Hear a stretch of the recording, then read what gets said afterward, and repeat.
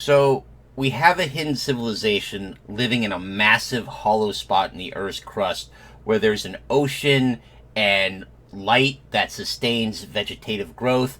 And this hollow spot exists because that's where all the material that made the moon came from. And there's an independent source of light that functions as the sun. You know what? This is still more realistic than Venusian bees! Hello, my name is Garvin, and I read things and rattle on about them on the internet for your entertainment. Today we're continuing our look at Lemuria in popular culture, and we're going to look at the novel The Moon Pool by Abraham Grace Merritt. And let's talk about good old Abraham before we dive into the novel itself, shall we? So Abe, if y'all don't mind me using the nickname here, was born January 20th, 1988 in New Jersey, the United States, but his parents would move him to Philadelphia before the end of the year. Originally, he trained to be a lawyer, but decided to turn to journalism. And according to those who knew him, he survived some sort of traumatic experience while working as a reporter, but he never discussed the details with anyone. So what exactly this traumatic experience is a complete mystery. And he would keep reporting and become an editor, but by 1912, he also began writing fiction. He would write 8 novels and a vast array of short stories. This was a sideline for him, though. He would continue working as an assistant editor for the American Weekly from 1912 to 1937, and then from 1937, he'd be promoted to editor, where he would keep working till his death at 59 years old in 1943. He was known for a number of odd hobbies, such as growing a garden of plants that were all known to be used in occultic practices, and having a library of over 5,000 books on the occult. While I don't have that huge of an interest in the occult, I too would like to be known for having a vast library of over 5,000 books. Just throwing that out there. He was also known to have some other odd habits that impacted his co-workers. For example, if you left any food or nicotine products out on your desk, he would wander by and kind of help himself. Honestly, I've had co-workers like that. Not a fan. He was also known to dress up in a kilt every now and again and start serenading everybody in the office with a variety of musical instruments he kept in a locked cabinet in his office. And apparently, he was actually fairly skilled in just about all of these musical instruments. So, that one I think I could let slide in my office if one of my coworkers was doing that. Despite this kind of weird vibe that he's probably throwing out for most of you, he was still very popular in the American Weekly offices because he was known to be a very fair, even-handed boss who would go out of his way to avoid firing people. And to be honest, in my experience, a fair-minded boss is worth putting up with a lot of strangeness. Plus, you get the occasional serenade that's well played. So, I think his co-workers came out ahead in this deal. Now, old Abe isn't very well known these days, but he was cited as an influence by people who are well known. It would have a huge impact on American popular culture. One example being H.P. Lovecraft. Also, E.E. Smith flat out quoted one of his works in his Lensman series. For those of you who don't know what Lensman is, that's where the idea of the Green Lantern comes from. And Gary Gygax, one of the creators of D&D, cited him as a major influence on his own work. So this is one of the hidden grandfathers of American fantasy, if you ask me. Now, Abe is known for very detailed, florid prose and is at times incredibly heavy on the adjectives. So if you do decide to pick up one of his works, be aware that's what you're signing up for. Focusing on the Moon Pool and its sequel, The Conquest of the Moon Pool, were originally published as short stories in All Story Weekly in 1918. These stories were then reworked, combined, and released as a novel in 1919, and that's the novel we're looking at today. So, to start, the story kind of goes like this. One day, while on a Pacific cruise to Australia, our narrator, Dr. Goodwin, runs into a friend of his, Dr. Throckmorton.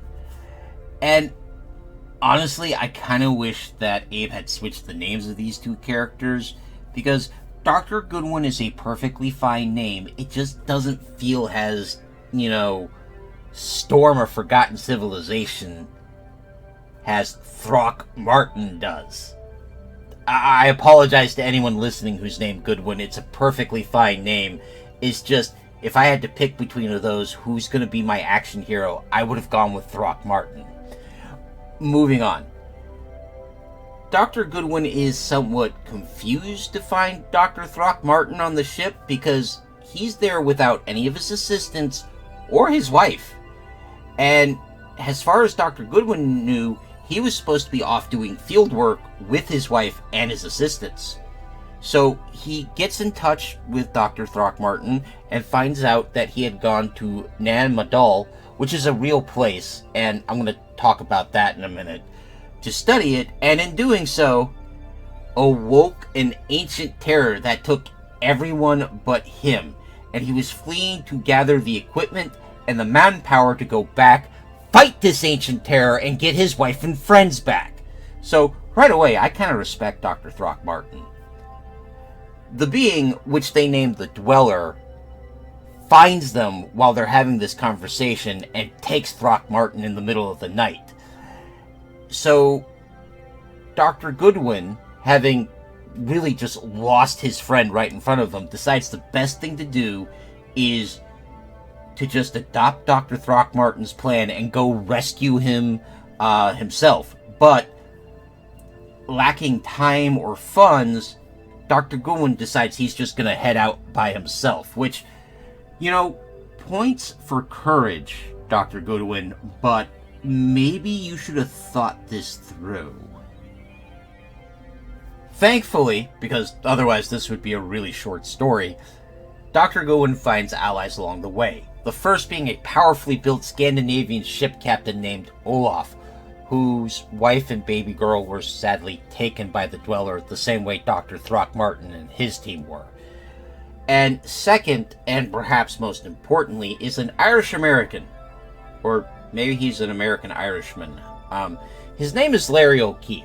His mother's American, his father is an Irish noble, and he bounced back between the two countries his entire life, and he is very stereotypically heroic Irishman here. And you have to read it to see it. And it's kind of interesting because while Dr. Goodwin is our narrator and our viewpoint character, honestly, Larry feels more like the hero and the protagonist of this story because everything is turning on his choices and his action. It's not that Dr. Goodwin is passive or doesn't pull his own weight. It's just when it comes time to do huge heroics, it's Larry jumping forward and doing them, not Dr. Goodwin most of the time. It doesn't help that the prose really does carry the suggestion that Dr. Goodwin might, in fact, be a lot in love with Larry. Because he describes Larry's appearance the same way he describes the appearance of the leading ladies that are going to appear in this story. And he also spends a lot of time mooning over Larry's mental and personality qualities and just his general heroicism. So I'm left with the distinct impression that Dr. Goodwin swings both ways, if you follow me. Now, Abe probably didn't mean this, although it'd be hilarious if this is something he just snuck in there. This is probably more likely an accident of changes in culture and writing technique over time, but it would be hilarious to see a modern remake of The Moon Pool where Dr. Goodwin is just openly head over heels for Larry and is also deeply into our heroine too, because I like to give as many censors as possible a heart attack anytime I can. Our heroine comes later. I will get to her. Let's keep moving forward. Our three heroes head to the ruins at Nan Modol, where they see the Dweller, and they end up confronting a Russian scientist who is also possibly a spy. I say that because I don't know too many scientists who head out with several automatic pistols and a collection of knives meant to be used on people. I should note that the original version of the story had that character as a German, but the version I read had a Russian, so I'm sticking with that. So this Russian scientist and our heroes come to a truce because they are trapped in the chamber that the Dweller comes from, which hosts an enclosed pool of a shining blue liquid that is not water, and our characters dubbed that the Moon Pool. As they're trying to figure out a way out, they see a vision of our heroine, and I will get to her, but this vision leads them to a route deep underground to a hidden but shockingly well-lit world. This large subterranean world is called Moreira by its natives, who are a short, rather dwarvish-looking people of pale skin, where all the men tend to have heavy beards, and they are divided into three caste groups. The worker and soldier caste are both dark-haired, and the ruling caste is made up of priests and nobles, and they're all blonde. The ruling caste worships the Dweller, calling it the Shining One because it is very shiny. I'm going to keep calling it the Dweller, though, to avoid confusion. And the ruling caste makes fairly regular human sacrifices to the Dweller, drawn from the people of the working class. The soldiers and their family get to be exempt from that unless they screw up and piss off their bosses really bad, in which case they get thrown into the sacrifice pit to, quote, dance with the Shining One, unquote. That's just really horrific. Now, our heroes would also be Dweller bait, but for two things. The ruling class has not figured out how to get back to the surface, and they want to, so they can conquer it. Two, the High Priestess of the Dweller takes one look at Larry and falls madly in lust with him. It likely helps that Larry, realizing that he and his friends are in a tight spot, turn around and just start shamelessly flirting with her to convince her to treat our heroes as guests, not prisoners. And lo and behold, it works. That's the power of charisma, folks. While Larry uses the power of his shameless Irish flirting, that's what it's called in the book, so don't come at me, Dr. Goodwin tries to learn about the world around him and try to figure out a way to confront and kill the Dweller. Meanwhile, Olaf impresses everyone with his strength, and the Russian spy starts making deals with the ruling class because they have very advanced weapons compared to us. One is a kind of beam weapon that just makes people like fade away, like if they had been suddenly made into smoke. And another one is a bomb that temporarily reverses gravity. If that doesn't sound like a problem, imagine if someone lifted up half a dozen skyscrapers about, say, a third of a mile up into the air and then just dropped them on your downtown. It would be bad. It's during this that our bronze-haired heroine Lenka shows up with her army of frog people. And I'm gonna admit, one of the reasons I go digging for these old stories is because I get to say sentences like that. Seeing Lenka, who falls in love with Larry at first sight because everyone else has, so why not? Larry falls in love with her. And Lenka demands that our heroes be released to her custody. The High Priestess of the Dweller refuses, and our heroes decide now is the time to leave. So, they, with some friends they've made, flee the stronghold of the Lemurians and arrive at Lenka's stronghold. Now, it's here that Lenka is able to fill in the gaps that Dr. Goodwin hasn't been able to, because the ruling class of the Lemurians is doing their level best to keep their real history a secret. Lenka is the handmaiden of a trio of ancient and powerful entities known as the Silent Ones. And they're the only force that really opposes worship of the Dweller here. Not that the religion is popular amongst the working class, but no one's asking them. So the Silent Ones are members of a race that evolved in Moreira, in that underground hollow spot created when the moon was split off from the Earth. The people of the Silent Ones evolved earlier than us due to the warmth and safety of the world below, and they became very wise and powerful. The 3 Silent Ones that show up in the story made the Dweller, and things did not go to plan because this thing was not supposed to be a monster. It was supposed to be their greatest creation.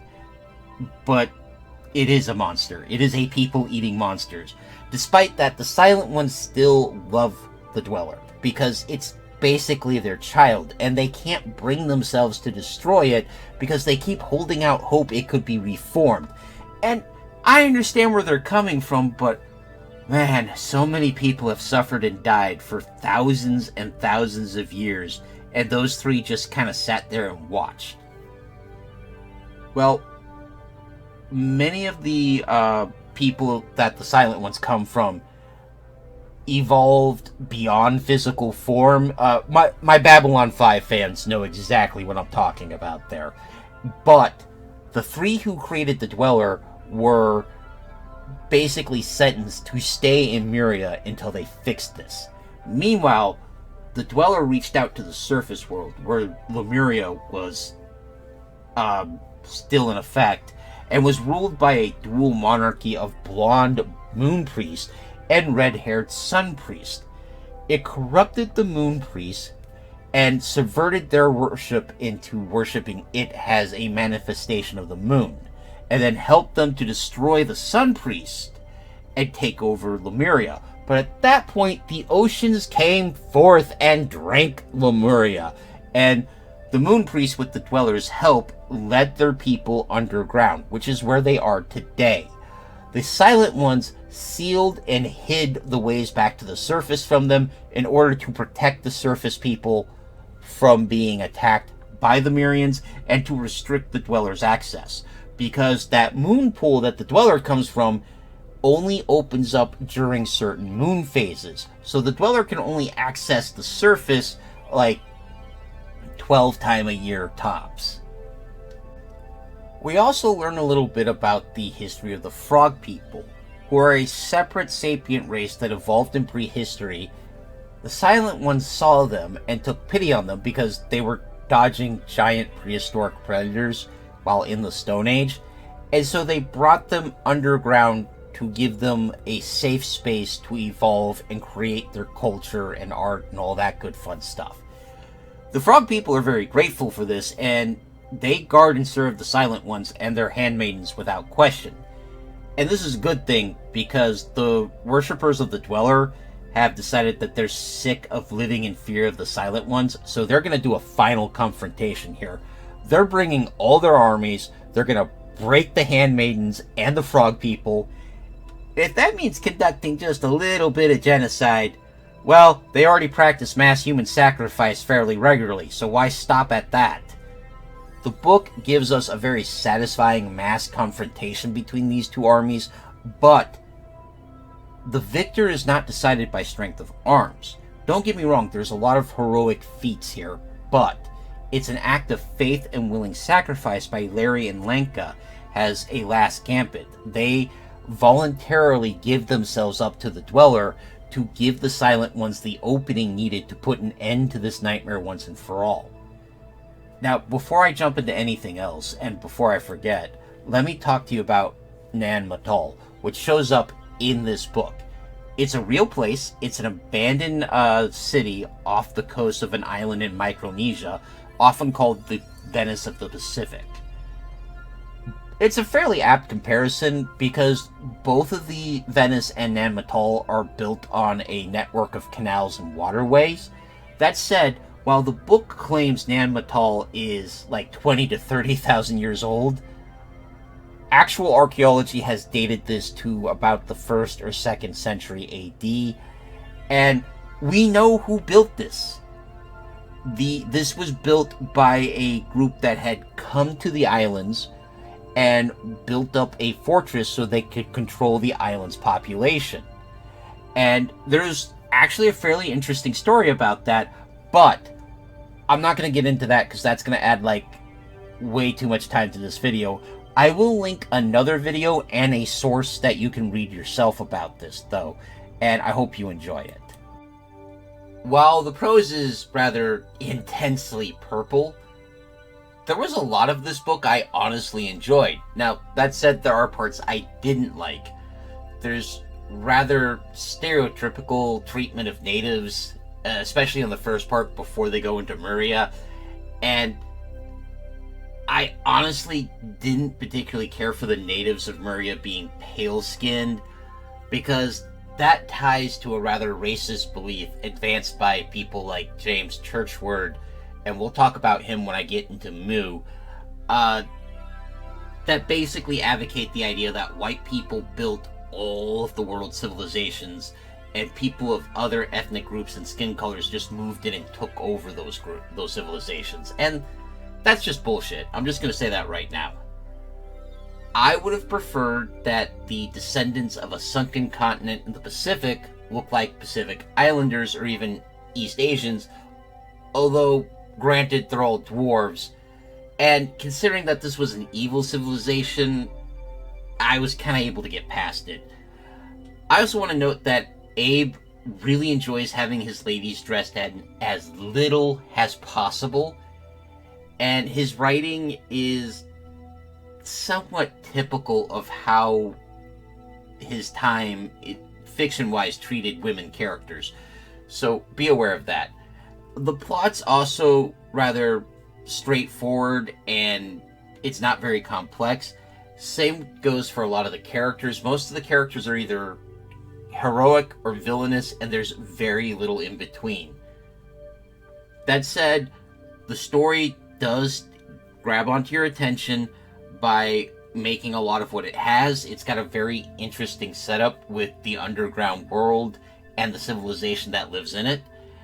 And it also keeps the backstory of the Dweller a mystery up until the very end, and that keeps you going. So, despite these flaws, I thought this was a rather well done book.